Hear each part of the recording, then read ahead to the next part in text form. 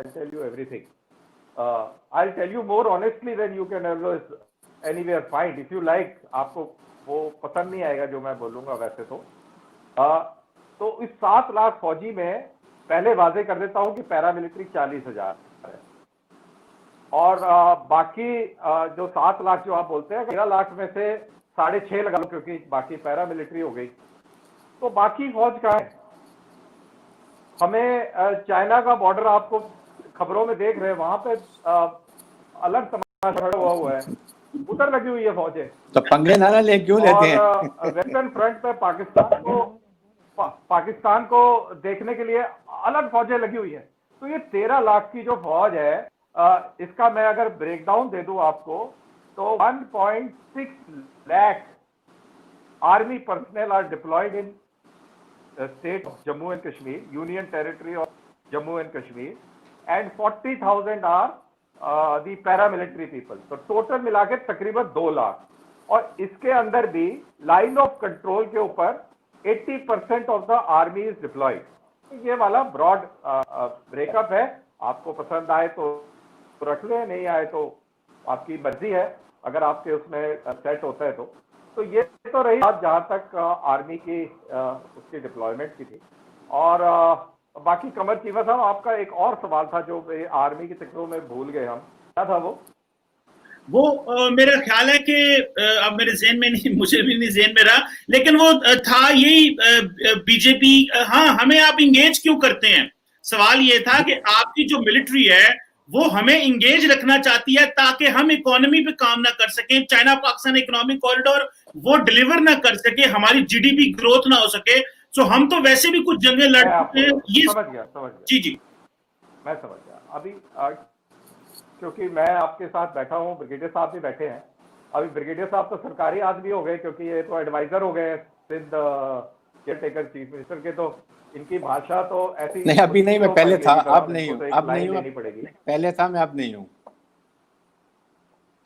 अच्छा, ओके। तो देखिए, हमारी सोच क्या है, हम लोगों का ये मानना है और हम लोग कन्विंस्ड है, हमारे पास जो भी हमारी जो वर्किंग उसके लिए जो हमें जो चाहिए होता है वो हमारे पास प्रूफ है व्हाटएवर, कि पाकिस्तान आर्मी एक बहुत मेजर रोल पर प्ले करती है पाकिस्तान के अंदर पाकिस्तान की पॉलिसी डिटरमिन करने के लिए।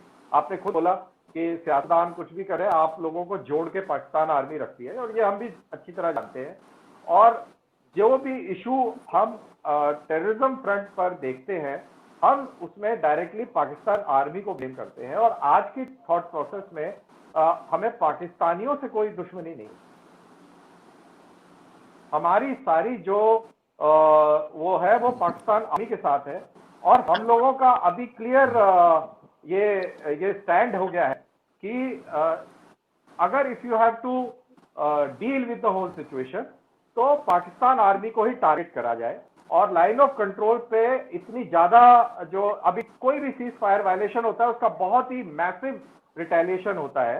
अभी 2-3 दिन पहले एक मैसिव रिटेलिएशन में हॉटलाइन पर पाकिस्तानी डीजीएमओ ने इंडियन डीजीएमओ से रिक्वेस्ट करी थी सीज फायर की फॉर अ विंडो, और इंसानी हुकूक के तौर पर उन्होंने अपनी कैजुअलिटीज रिमूव करनी थी। तो काफी हेलीकॉप्टर एक्टिविटी पीर पंजाल के दूसरी तरफ देखने को मिली थी।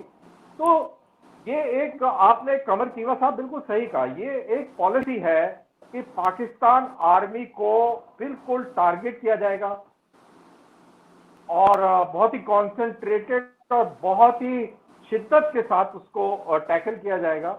इसमें कोई और राय नहीं, आप बिल्कुल सही कहें। तो ठीक है, आप करें, दुश्मन का काम यही होता है कि हमें जो मजबूत एरियाज होते हैं उन पे हिट करना, आप करें। लेकिन हमने भी एक बात बताऊं कल साहब, फिर मैं ब्रिगेडियर साहब की तरफ जा रहा हूं, हमने भी अपनी आर्मी को बड़ा लचका पचका के रखा हुआ है। हमने अपना पेट काट के फौज को तैयार रखा है, उसकी वजह आप हैं सिर्फ। और हमने 72-73 साल कुछ भी नहीं किया स्वाय इसके कि इंडिया का मुकाबला करना है। तो मेक इट श्योर कि जब कभी टाइम आएगा, और जब भी टाइम आया तो हमें इन्होंने सुरखरू किया। तो कल साहब ये तो फिर बात ब्रिगेडियर हारिस नवाज साहब, सर ये बात तो ब्रिगेडियर साहब से कर लूंगा, आप बोल रहे हैं। हाँ नहीं, मैं वही कहना चाह रहा हूँ। मेरा जो पूरी जो बात जो शुरू से जो मैं बात कह रहा हूँ कि देखिए, इसको बुरा मानने की बात नहीं है, ठीक है आपकी मजबूरी होगी, लेकिन अगर आप इसको गहराई से सोचे, ठंडे दिमाग से सोचे, तो जो आइडियोलॉजी जिसको आप परस्यू कर रहे हैं उसकी वजह से पाकिस्तान के लोगों को बहुत नुकसान हो रहा है। ये चीज समझना बहुत जरूरी है। और आपने आप ही ने सारी बातें कर दी। देखिए आपने कितनी बड़ी बात जो करी, मेरे ख्याल से पहला पाकिस्तानी होगा जो मेरे से जिसने बात की है उसने ये कबूला है कि हमने अपना पेट काट के फौज खड़ी करी है जो कि आपका मुकाबला कर सके। आपका ये this is what I am trying to say कि ये एक सेंटर ऑफ थीम है, इसके इर्द गिर्द सारा खेल चल रहा है और इसके अंदर सोच में तब्दीली लाना बहुत बहुत जरूरी है। और ये आपकी आवाम के लिए, हमारे को छोड़ दें, आपकी आवाम के लिए बहुत फायदेमंद होगा। और हाँ, चलते चलते एक अच्छी बात भी कर दी जाए कि पाकिस्तान की फौज की वजह से आज हिंदुस्तान की फौज इतनी मजबूत है कि चाइना के सामने खड़ी हुई है, थैंक्स टू पाकिस्तान आर्मी। मैं ब्रिगेडियर साहब के पास जाता हूं। पहली बात तो ये है कि आपने भी हमसे ज्यादा पेट काटा है। आप $70 अरब लगा रहे हैं डिफेंस के ऊपर, सो इस चीज में ना जाएं कि आपने पेट नहीं काटा। आपने हमसे ज्यादा तकलीफें देखी हैं अपनी फौज को और गुर्बत में मजीद इजाफा किया है। लेकिन ब्रिगेडियर साहब, ये तो फिर अजीत डोवल डॉक्ट्रिन कामयाब है और उस पर काम कर रहे हैं। ये जो कह रहे हैं, ये जो कमर साहब रीबटल करना बहुत जरूरी है। पेट देखो हमने कितना काटा है। आज जब हम बात कर रहे हैं, पिछले बार जब आपने एक हफ्ता पहले हमसे बात करी थी तो हमारा फॉरेक्स जो था 465 बिलियन US डॉलर था, और आज जब हम बात कर रहे हैं तो 500 से ऊपर क्रॉस हो गया है। और बिल्कुल आपकी बात सही है, हमारे मुल्क में गुर्बत बहुत है, बहुत गुर्बत है, इसमें कोई शक नहीं है, इसको मैं डिफेंड कर रहा हूँ। गुर्बत है और वो एक टैकल करना बहुत जरूरी है। और ब्रिगेडियर साहब ने भी जो कहा, मैं बिल्कुल, उन्होंने कहा कि लोग फुटपाथ पे रह रहे हैं, गरीबी में रह रहे हैं, बिल्कुल सही बात है। इसके मुंह मोड़ना और इसको डिफेंड करना, ये हमारी शर्मिंदगी, इससे हमें शर्म आनी चाहिए और हमें आती है। ये बड़ी शर्मिंदगी का वो एहसास दिलाती है, इसमें कोई शक नहीं। ठीक है कल साहब, ये आप ब्रिगेडियर साहब, मैं आपके पास आ रहा हूं। आप बताएं कि ये जो अजीत डोवल डॉक्ट्रिन थी कि पाकिस्तान आर्मी को हमला करो और हमारी इकोनॉमी कमजोर करो, तो कर्नल धनवीर भी मान रहे हैं कि पाकिस्तान आर्मी को ही अटैक करना है क्योंकि ये इनकी स्ट्रेंथ है, ये इनकी मजबूती है। तो ये जो हमारे पाकिस्तान में भी इस तरह के लोग गैर जरूरी बातें करते रहते हैं आर्मी के वाले से और हमारे अदारों के वाले से, ये तो इंडिया की स्ट्रैटेजी है आर्मी को अटैक करना और इकोनॉमी को कमजोर करना। तो फिर हमें जो है इसमें कोई दो राय होनी चाहिए। ब्रिगेडियर हारिस नवाज साहब।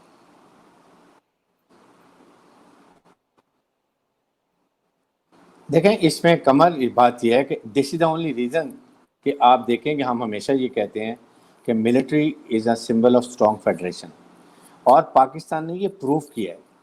जो अफगानिस्तान में 51 कंट्रीज़ की कोलिशन ट्रुप्स जो हैं वो वहाँ पर तालिबान को कंट्रोल नहीं कर सके, और पाकिस्तान फ़ौज ने प्रोफेशनल तरीके से पूरी तरह से ख़त्म कर दी। आपके सामने जो हालात थे, और उसमें मेरे ख्याल में इंडिया का बहुत बड़ा हाथ है। मैं यही कहता हूँ कि आप क्या चाहते क्या हैं। आप जब ये काम नहीं कर सकते बल्कि आप फ़ौज को और ट्रेन कर रहे हैं, फ़ौज को मजबूत कर रहे हैं, आपका एम रहा है कि पाकिस्तान को 2 फ्रंट सिनेरियो पर रखें, वेस्ट में अफगानिस्तान की तरह से इंगेज रखें जो तालिबान, उसके बाद आपने तहरीक तालिबान पाकिस्तान का सपोर्ट किया, दाइश को सपोर्ट कर रहे हैं, और फिर तहरीक तालिबान के स्पोक्सपर्सन साल ने बड़ा ओपनली कहा कि हमें इंडिया रिकॉनेंस भी करवाता है, पैसे भी देता है, टारगेट भी देता है, सब काम करता है। अभी जब जलमे खलीजाद ने कहा कि तालिबान को जी आप इंडिया से मुज़ाकरात, तो उन्होंने साफ इनकार कर दिया। उन्होंने कहा जी ये तो गद्दार हैं, ये तो हमारे गद्दारों के साथ मुज़ाकरात करते हैं। तो इंडिया कोई मौका नहीं जाने देता जिससे वो पाकिस्तान को कहीं ना कहीं नुकसान न पहुँचाए। इस सोच को बदली करने की ज़रूरत है। देखिए, पाकिस्तान आर्मी और स्ट्रॉन्ग हो चुकी है। We are both are nuclear state. हमारी मिसाइल टेक्नोलॉजी बहुत सोफिस्टिकेटेड है। आपके अक्सर जो होते हैं मिस फायर कर जाते हैं। हमारे पास टेक्निकल न्यूक्लियर मिसाइल भी हमारे पास है। हम बिल्कुल, लेकिन डिस्पाइट दैट हम बिल्कुल नहीं चाहते लड़ाई करें। We can't afford a war and we don't want war. इसलिए हमारे प्राइम मिनिस्टर ने हर दफ़ा कहा है, लेकिन कहीं तो पॉजिटिव रिस्पांस दें। आपने क्या ज़रूरत थी आपको 370 को रिवोक करने की, और आपने उसके बाद 35 ये भी कर दिया। ओपन दुनिया को चैलेंज करते हुए यूनाइटेड नेशन रेजोल्यूशन को ख़त्म कर दिया, बायलैटरल शिमला एग्रीमेंट आपने ख़त्म कर दिया। So who is to be blamed? यही मैं बात करता हूँ कि अभी ये सिर्फ इसलिए कि एंटी पाकिस्तान एंटी मुसलमान स्टांस होगा तो बीजेपी जीतेगी। ये तो कोई इलेक्शन, आप अपने मुल्क में अपनी इतनी इस्लाहत लाए, मैनिफेस्टो ऐसा करें कि लोग आपको वोट, डर के मुसलमानों से वोट लेना, उनको आरएस के जो लोग हैं डराएंगे कि हम आपको मार देंगे, मैं वोट नहीं दोगे, ये चीज़ें नहीं करने की है। नाउ इज द टाइम कि इसलिए हम ये बात कर रहे हैं कि आपने हमेशा फौज को एंगेज, पाकिस्तान की फौज अगर स्ट्रॉन्ग है, this is the first time, इतनी बड़ी अपॉर्चुनिटी इंडिया के बाद कि इस वक्त फौज और हुकूमत Pakistan they are on one page. अगर प्राइम मिनिस्टर पाकिस्तान ने करतारपुर आज़ादी की बात की तो chief army staff standing with him there to send a message कि वी वांट के हम हालात ठीक करें। तो एक स्टेप फॉरवर्ड लें तो सही, आप चलें, आप आधा स्टेप तो लें, maybe when we take one more complete step. लेकिन अगर आप हर दफ़ा ये कहें कि असार को आप नाकाम बना देते हैं, उसके बाद कोई बात करते हैं तो आप उसका नाकाम बना देते हैं, यूनाइटेड नेशन में आप करते हैं, जब हमारा प्राइम मिनिस्टर कहीं जाता है तो आप स्टेज ड्रामा चाहे पठानकोट तो उड़ी इंसिडेंट वो कर देते हैं और फिर पाकिस्तान को ब्लेम कर देते हैं। हम कैसे, हम तो चाहते नहीं लड़ाई। लाइन ऑफ कंट्रोल पर आपने पूरी फेंसिंग की हुई है कश्मीर बॉर्डर के ऊपर, हर 1 किलोमीटर के बाद गेट है जो लॉक होता है, उसके बाद रात को दिन चढ़ा होता है, आपकी जो जनरेटर लाइट चलती है, तो इन्विटेशन कहाँ से होगी और क्यों होगी? अभी तो ज़रूरत ही नहीं है। अब तो आपने कश्मीर में देखा जो कश्मीरी शहीद होता है वो हमारे कहने पर तो नहीं, वो अपने कफन में पाकिस्तान के झंडे में लपेटते हैं अपने शहीद को। तो ये चीज़ें आप समझें। इसलिए I think now is the time कि आप यूनाइटेड नेशन प्लेबिसाइट का जो एक है, हम चाहे वो कश्मीरी अलहदा होना चाहते हैं, आपके साथ जाना चाहते हैं, हमारे let them give a right of self determination देना चाहिए, ये इंसानी हकूक है। और उसके बाद अगर अभी यूनाइटेड अगर जिस तरीके से आपने वहाँ पर रिवोक किया है और अगर कश्मीरी स्ट्रगल कर रहे हैं, इवन फाइटिंग स्ट्रगल करते हैं, they are justified, united nation उनको राइट देता है। क्या आप स्ट्रगल, आपने बांग्लादेश में क्या किया था मुझे बताइए? Did you have any right to go enter in east Pakistan? आपने सारा कुछ वहाँ पर किया, आपने एक जनरेशन को तैयार किया और उसके बाद आपने जिस तरीके से वहाँ पर गए पूरी फौज आपने इंटरनेशनल बॉर्डर में अंदर डाल दी।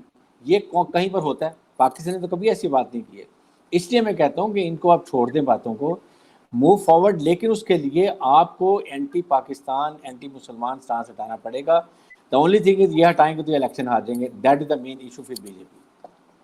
जी गल साहब, जो ब्रिगेडियर साहब कह रहे हैं कि आपको ये जो पर्सपेक्टिव है कि आपको स्टांस हटाना पड़ेगा, आपने एक वैसे थोड़ी देर पहले बात की थी कि जो कश्मीरी हैं वो पाकिस्तान को भी पसंद नहीं करते, इंडिया को भी पसंद नहीं करते, तो कल साहब फिर प्लेबिसाइट करा लें, वहां पे फैसला कश्मीरियों के हवाले कर दें, ले बाहर से किसी फोर्स को ले, यूएन को ले, किसी और मुल्क को ले। साथ बिल्कुल बिल्कुल आपने बहुत अच्छी बात करी है कि हमें वहाँ पे प्लेबिसाइट करा देना चाहिए। और आप तो यूनिवर्सिटी में पढ़ाते हैं कमर चीमा साहब, आप प्रोग्राम अब खत्म करें तो फिर उसके बाद आप वो यूनाइटेड नेशंस का जो प्लेबिसाइट का है वो एक बार आप पूरा पढ़ें। मैंने पढ़ा हुआ पूरा, और उसमें ये पढ़े कि नहीं एक मिनट में रुक जाए, वो मेरे को पता है आपने पढ़ा हुआ है और गलती से वो मैंने भी पढ़ा हुआ है, तो आप उसको पूरा पढ़ें, वो क्या बोलता है वो पढ़ ले।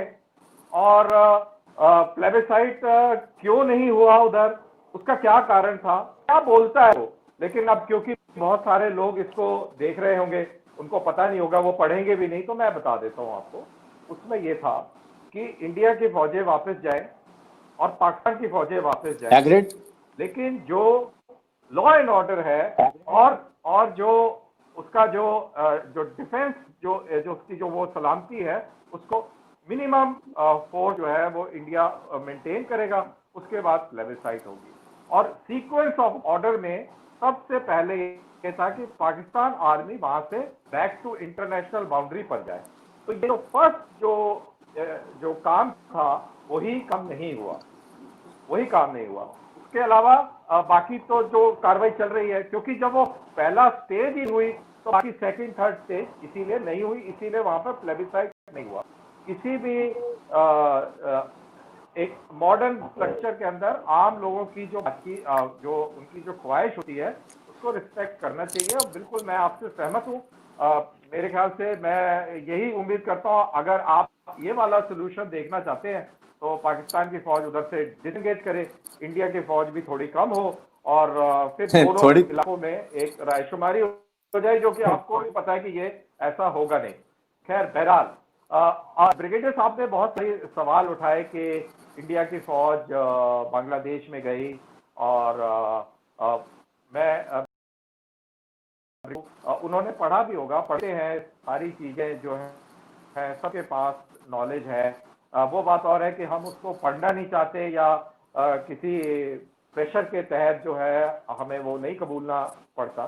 देखिए वहां पर लाखों लाखों लोग जो है वो जनरल नियाजी के चलते वहां पे मारे गए और आपको मालूम होना चाहिए कि 1.1 lakh Bengali women were raped by Pakistan armed forces. Absolutely wrong. मैं नहीं कह रहा Absolutely हूं, wrong. यूनाइटेड Absolutely नेशंस में wrong. जिसमें आपको पूरा भरोसा है और हमें भी भरोसा है, जो भी है। मैं नहीं था वहां पर, मैं जो पढ़ रहा हूं मैं वो बोल रहा हूं। आप बिल्कुल, आई मे बी टोटली रॉन्ग, मैं तो था नहीं वहां लड़ाई में, मेरे को नहीं मालूम है। मेरे फादर थे और ही वो participated in that war and he liberated Jashore, एक डिस्ट्रिक्ट जशोर। एंड जब ढाका पे एडवांस हुआ तो my father was a very active company commander there and I am proud. तो ये कार्रवाई जो थी वो हुई और तो ये एक पर्सपेक्टिव है। आप बांग्लादेश में जाइए, बांग्लादेश के अंदर उनका क्या जो स्टांस है ये भी देखना बहुत जरूरी है। देखिए आप जो है अपनी लोगों से बात छुपा सकते हैं, आप अपना जो भी आप प्रोपेगेंडा करना चाहें कर सकते हैं, बट रियलिटी सबको मालूम है, किसी से छुपी नहीं है, प्राइवेट में सब बात करते हैं। और ये जो बातें हैं इंडिया के अंदर एंटी मुस्लिम कुछ चल रहा है, तो ये आप जो एक जो लॉबी है इंडिया के अंदर, जो एंटी गवर्नमेंट लॉबी हर जगह होती है, आपके मुल्क में भी होगी। नवाज की पार्टी जो है वो इमरान की एंटी लॉबी पार्टी मानी जाएगी, पीपीपी एंटी लॉबी है।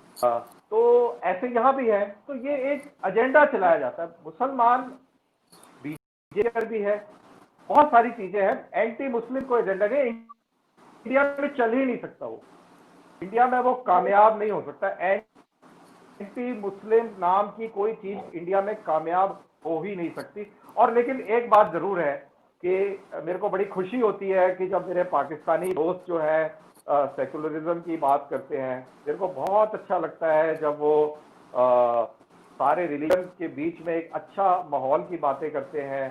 और ये चीजें मेरे को बहुत, मेरा दिल खुश कर देती है। अगर कमर चीमा साहब की इजाजत हो तो मैं भी कुछ एक दो सवाल अगर पूछूं, क्योंकि हमें भी कुछ बहुत सारी चीजों पे क्लैरिटी लेनी है। जी मैं भी थोड़ा सा होमवर्क सा करके आ ही गया था। अच्छा, नहीं अच्छा किया, मैंने कहा कि पता कर ले, पूछ ले। देखिए हाँ, ब्रिगेडियर साहब भी है और चीमा साहब भी है, दोनों बहुत फेमस लोग हैं इंडिया में, सब इनको अच्छी तरह जानते हैं। और क्योंकि ये हमारा गुफ्तगू वो तू मैं नहीं है, और उम्मीद है कि आप इसका बड़ा खुल के और वो जवाब देंगे। इंडिया के अंदर एक बड़ी जो चीज है जो सब लोगों को एक बड़ा एक बैड टेस्ट सा डालती है, वो जो सिंध से जो रिपोर्ट्स आती है या पंजाब से जो रिपोर्ट आती है कि कैसे जो हिंदू कम्युनिटी है, जो क्रिश्चियन कम्युनिटी है, सिख कम्युनिटी है, उनकी लड़कियों को किडनैप कर लिया जाता है, उनको जबरदस्ती कन्वर्ट करके उनकी शादी कर दी जाती है। और आपके एक कोर्ट के जज ने भी एक ये बोला था कि ऐसा क्या है कि ये 16, 17, 18 साल की लड़कियां ही अपनी मर्जी से इस्लाम कबूल करती है, 40, 42 साल की औरत क्यों नहीं कबूल करती। तो ये एक उसके वीडियो बहुत आते हैं। आज ही सिंध का एक वीडियो मैं देख रहा था ट्विटर पे कि एक हिंदू जो है वो खत्म हो गया ये कोरोना के चक्कर में, और उसको जला रहे थे, क्योंकि हमारे यहाँ तो उसको आग से जलाया जाता है। तो उसके ऊपर मुसलमानों ने आके पानी डाल दिया। तो उसका एक वो वीडियो जो है काफी चल रहा है। और क्योंकि ब्रिगेडियर साहब सिंध से है, तो इनसे मैं पूछना चाहूंगा कि एक नसूरपुर एरिया है मातियार में सिंध में, जहां पर एक घटना घटी जिसमें तबलीगी जमात वाले लोगों ने हिंदुओं की काफी प्रॉपर्टी को तबाह किया, और इसके ऊपर बड़ा पाकिस्तान के अंदर लोग लिखे कुछ लिबरल ख्याल के लोग थे, उन्होंने भी बातें करी। तो मैं ये माइनॉरिटीज के हवाले से ये पूछना चाहूंगा, आप दोनों से बारी बारी कर लें, ब्रिगेडियर साहब पहले, फिर कमर चीमा साहब, कि क्या है स्टेटस, सिचुएशन क्या है, कि हमें ज्यादा गलत लगता है या एक्चुअल में बुरी सिचुएशन? देखें कल तनवीर बात ये है, rest assure I am in Sindh and the majority of Hindus are in Sindh, कि there is not a question कि यहाँ पर कभी भी माइनॉरिटी के बारे में किसी की सोच फर्क हो। They are all Pakistani and मेरे बड़े अच्छे दोस्त हैं हिंदू यहाँ पर सिंध में, मेरी लैंड भी सिंध में है, वहाँ पे भी हैं। मैं इस एरिया में ब्रिगेड कमांडर भी रहा हूँ, मुझे सारी एरिया का थार डेजर्ट का हर एक का पता है। Everybody is so happy.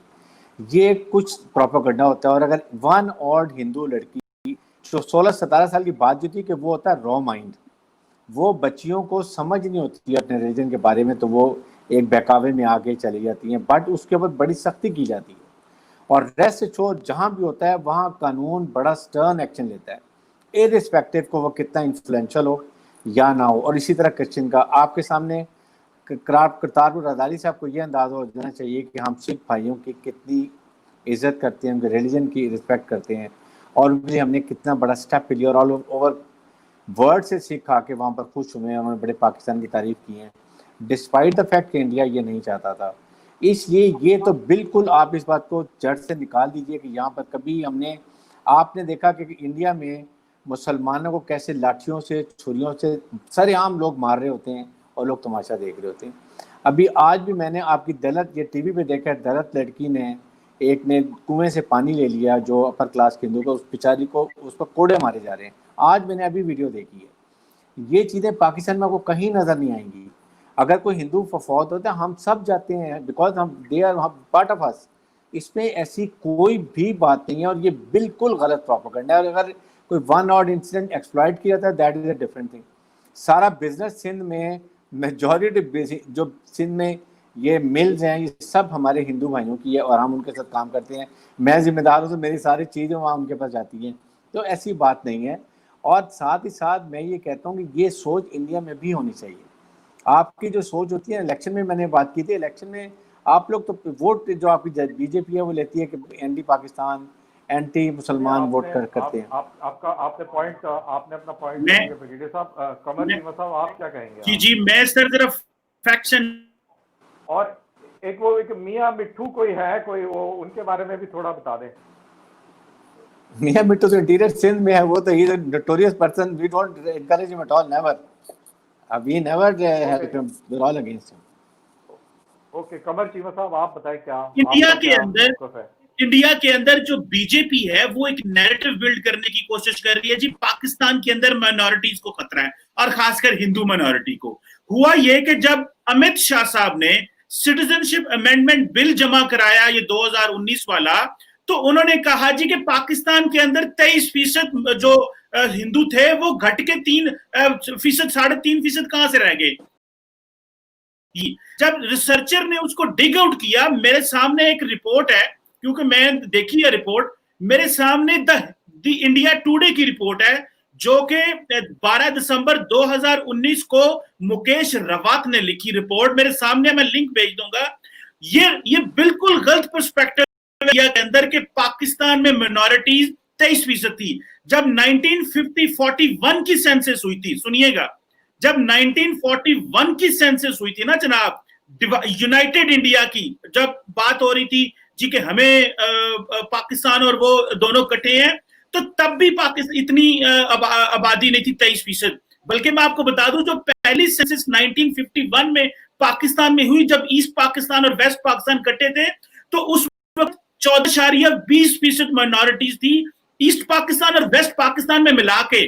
तो ये जो बीजेपी का और अमित शाह का प्रोपेगेंडा है कि जी पाकिस्तान में 23% से घट के 3% रह गई और बांग्लादेश में 22% से कम होकर 7% रह गई, ये, और इसमें कोई स्टैटिस्टिक्स उन्होंने नहीं दी, ये सब प्रोपेगेंडा है।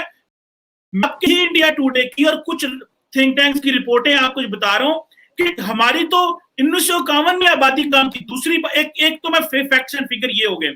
दूसरी बात, ये जो अभी हो रही है जी, वहां पे लड़कियों को कर लिया जाता है। देखें, जिस तरह आप अपने आप को सेकुलर सोसाइटी कहते हैं, मुल्क कहते हैं ना, आपके अंदर लड़के लड़कियां शादी कर लेते हैं, एक चक्कर चला हुआ है जी।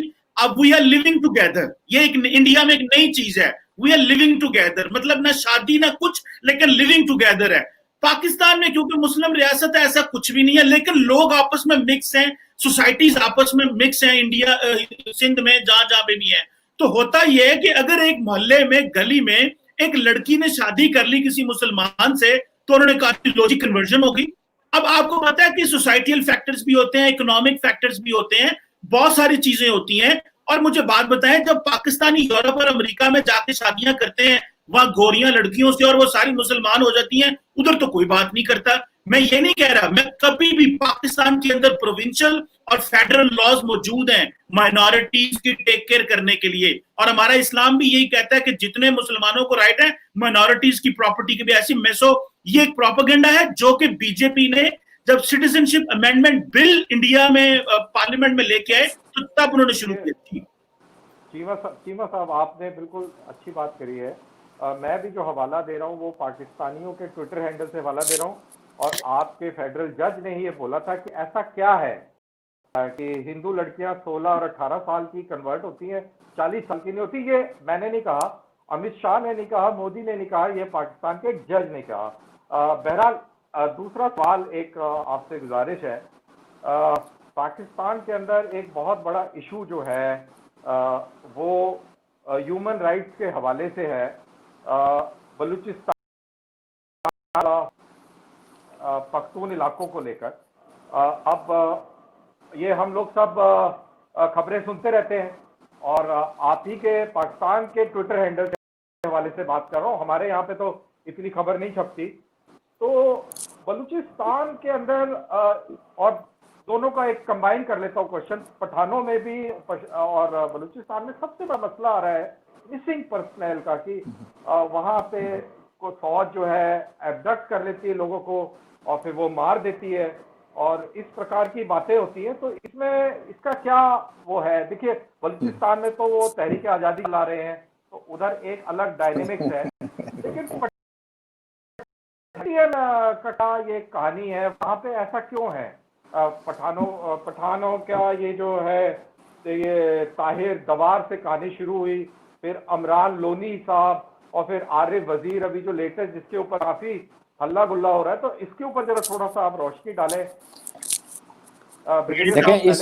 देखें इसमें बात यह है कि बलूचिस्तान में तो बिल्कुल कोई आज़ादी की तारीख नहीं है। सिर्फ कोई 0.1% लोग वो हैं जो आपके सामने, आपके अदीज व्हाट्सएप की पॉलिसी है।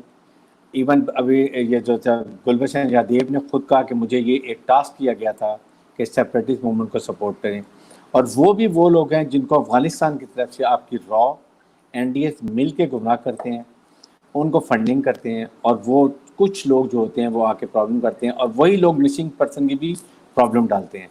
इसलिए ये मिसिंग पर्सन वो होते हैं जिनको करते हैं, अफगानिस्तान ले जाते हैं, ट्रेन करते हैं, और बाद में वो पकड़े भी जाते हैं या मारे जाते हैं, तो फिर आइडेंटिफाई हो जाते हैं। बाकी वहाँ पर बिल्कुल कोई प्रॉब्लम नहीं है। आरिफ वजीर साहब ये आरिफ वजीर थे, और इनको इंडिया ने देखें ये पीटीएम की जो बात कर रहे हैं, चाहे मंजूर पश्तीन की बात कर लें आप, चाहे वो एक दो और मोहसिन दावर साहब हैं जिनकी बात करते हैं, ये तो ओपनली क्लियर सबको पता है, प्रूव हो गया कि रॉक के किस तरीके से फंडिंग करते हैं, हमको कितना पैसे देते हैं, क्या उनके जो लोग पकड़े गए उन्होंने बताए हैं। हमारे DGISP जनरल आसिफ गफूर ने प्रूफ के साथ बताया कि किस किस मौके पर किस किस लोगों से वो मिले, कैसे उनको फंडिंग हुई। मैं यही बात करता हूँ कि इंडिया को चाहिए ये इंटरफेरेंस करनी छोड़ दें, ये नहीं चलेगा।